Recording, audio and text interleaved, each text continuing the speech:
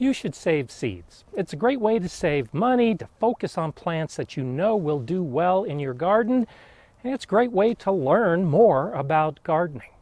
But before you can save seeds, you need to collect seeds. And there are some things that you should probably be aware of to make that process more successful. Hi, I'm GardenerScott, a master gardener who discusses everything gardening so that you can become a better gardener. And today, I'll give you some tips on collecting your garden seeds.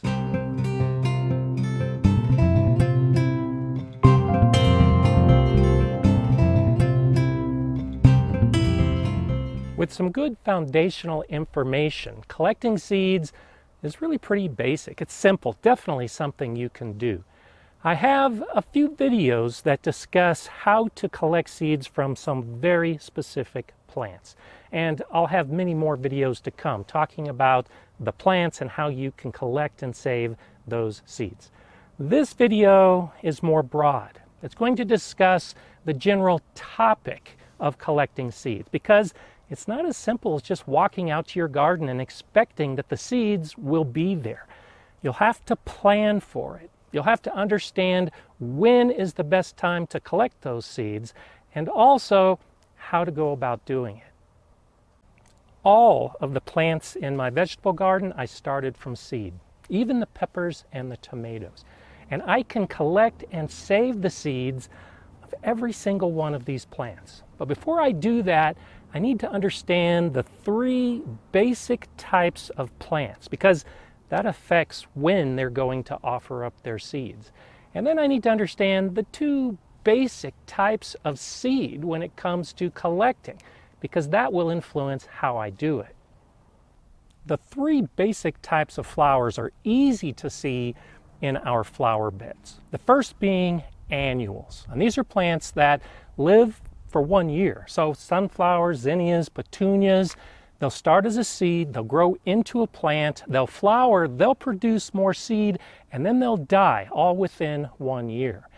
And then you have biennials, which take 2 years to produce their seed.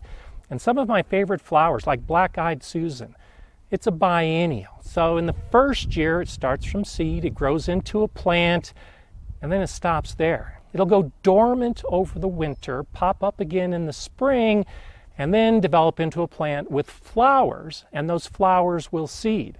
At the end of that second year, a biennial plant dies. And then you've got perennials, which most of us are familiar with. It's the daylilies and the roses and the salvia, the plants that come back every year. They'll go dormant in most cases in the winter, pop up in the spring, and continue their life cycle for at least 3 years. It works the same in a vegetable garden. But in the vegetable garden, we treat most of our plants as annuals. The cold weather kills so many of them, like the peppers and the tomatoes. If conditions were warm throughout the year, the tomatoes and the peppers are essentially perennials. They'll keep growing and growing and growing. But when you have severe winters like I do, they're going to be dead at the end of 1 year. So we treat them as annuals. And when it comes to saving their seeds, we need to save their seed in that first year. But a lot of the plants that we're growing in our vegetable garden are biennial, and we don't even know it.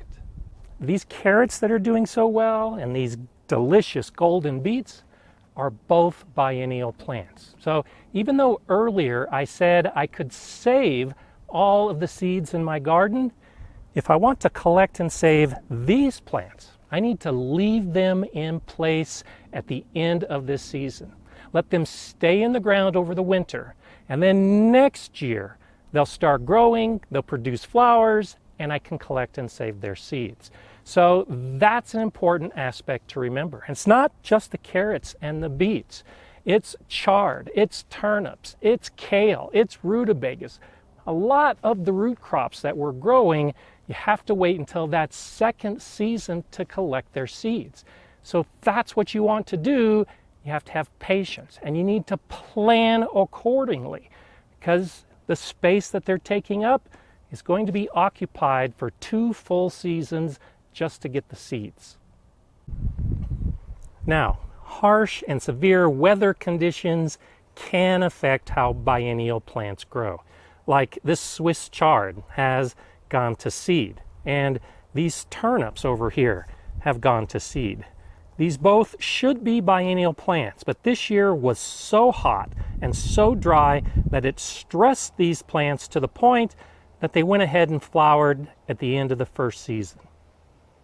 You shouldn't plan on having harsh weather that will produce seeds like these in the first season of a biennial. You should plan that it's going to take 2 years to get your seeds.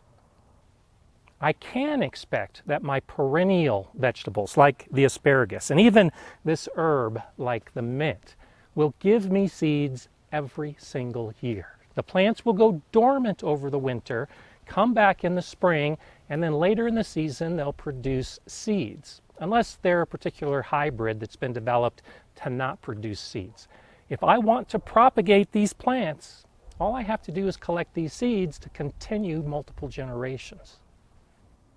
And understanding how hybrids work is very important. When we grow hybrids in our garden, even if we started them from a seed, that seed came from a mother flower and a father flower that were cross-pollinated to produce a seed with unique genetic traits. So like this sun gold tomato just on the other side, it's a hybrid. It's been developed to have a yellow-orange color and a delicious flavor. But if I were to save the seeds from that sun gold tomato fruit and then grow them next year, there's no telling what I'll get. That's the way hybrids work. And I've actually done it with the sun gold. Years ago, I saved sun gold seeds, planted them the following year, and I got red tomatoes and orange tomatoes. I got terrible tasting sour tomatoes. I got mildly sweet tomatoes. What I didn't get was another sun gold tomato plant producing that delicious fruit.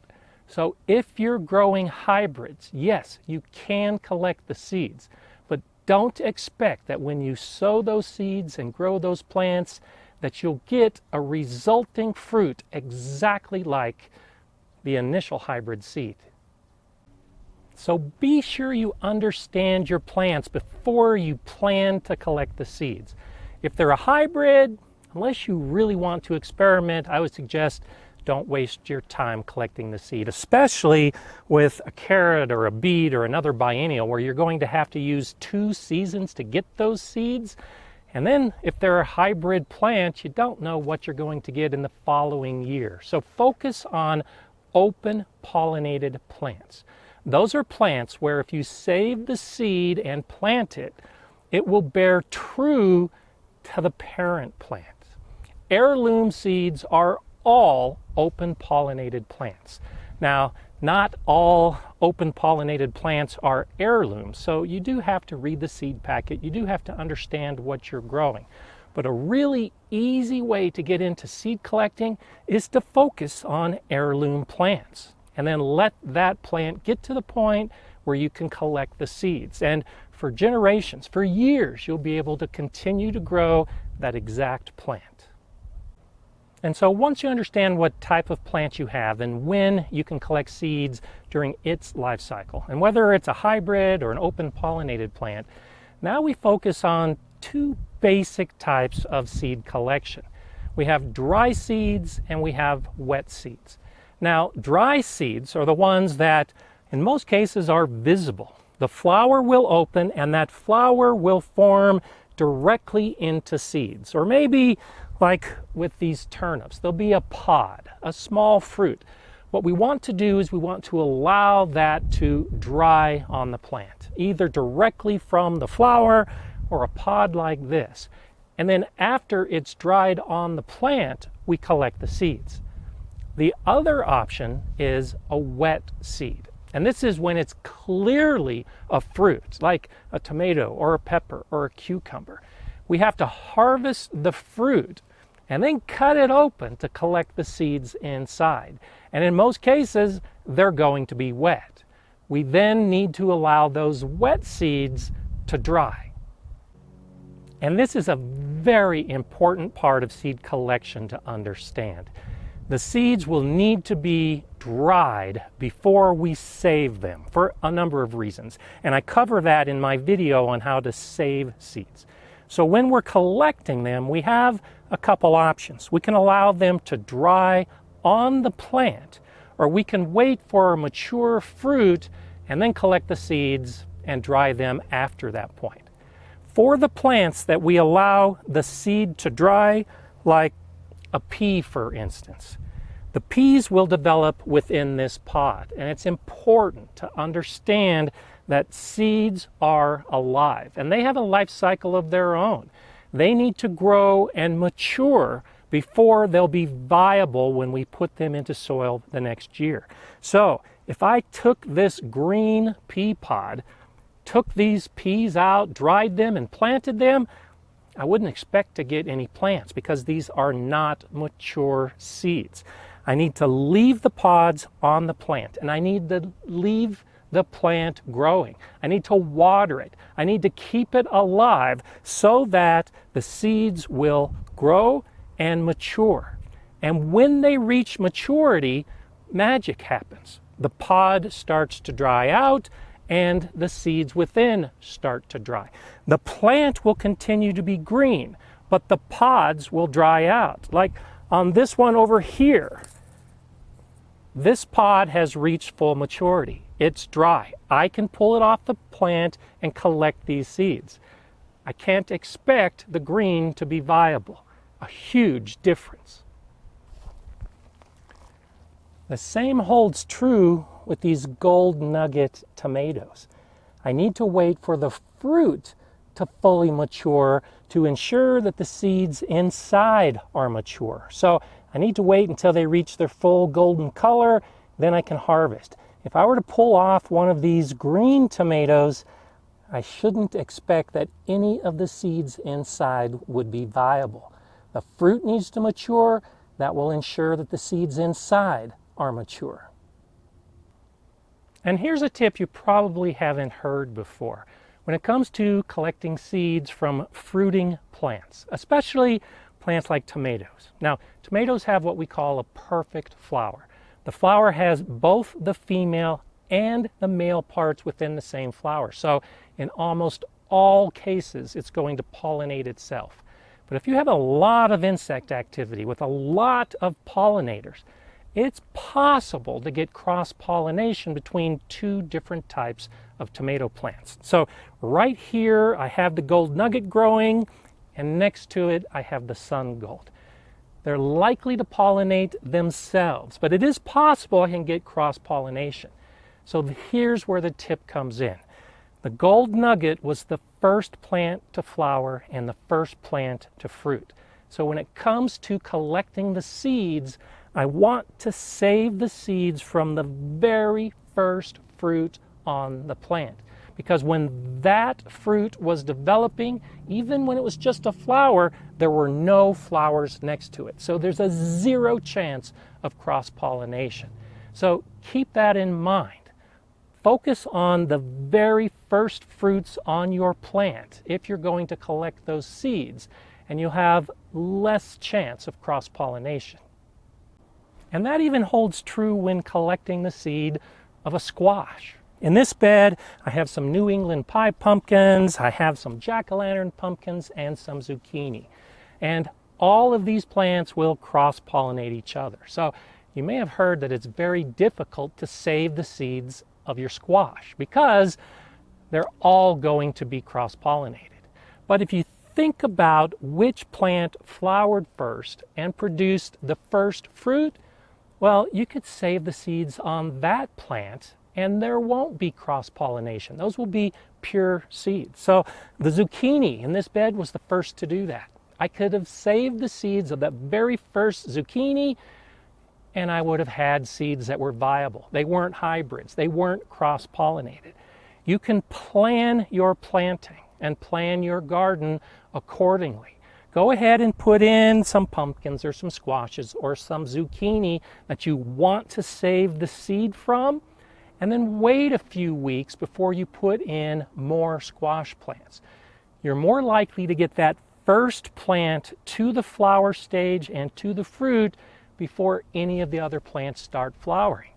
Now you can collect those seeds. You can do this with many of the plants in your garden that you want to collect seeds. Just stagger the planting times. Radishes are ideal for something like this. You start early in the spring. The warm weather will cause the plants to bolt, set the pods, you collect the seeds, then you grow a whole nother type of radish and allow the same thing to happen. I've grown 3 different types of radishes this year, and if I wanted, I could have done that succession planting and collected 3 different types of radish seeds without worrying at all about cross-pollination. Another great tip, if you don't want to stagger your plantings, is to use something like this, a row cover, something that will keep pollinators out.